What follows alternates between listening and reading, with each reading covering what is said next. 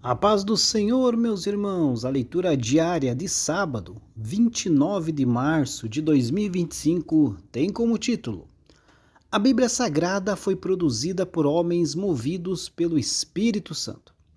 O texto bíblico encontra-se na segunda carta do apóstolo Pedro, capítulo 1, versículo 20 e 21, que diz assim: Sabendo primeiramente isto, que nenhuma profecia da Escritura é de particular interpretação, porque a profecia nunca foi produzida por vontade de homem algum, mas os homens santos de Deus falaram inspirados pelo Espírito Santo.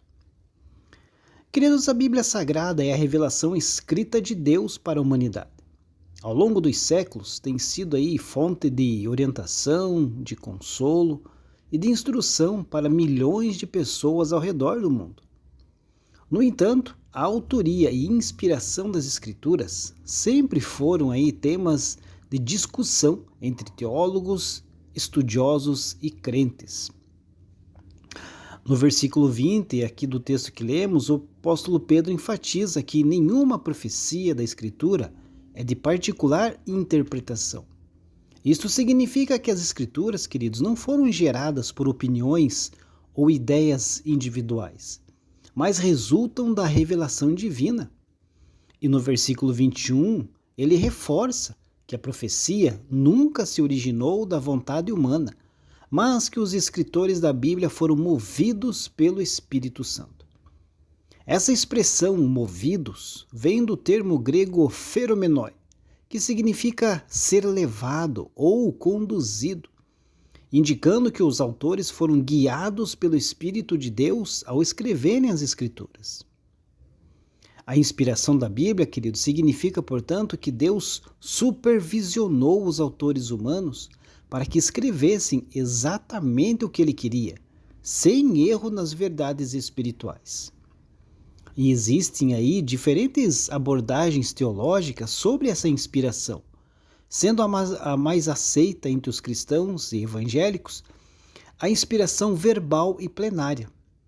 Verbal é que cada palavra da Escritura foi escolhida por Deus, garantindo aí a precisão da mensagem. E plenária, toda a Bíblia, não apenas partes dela, é inspirada por Deus.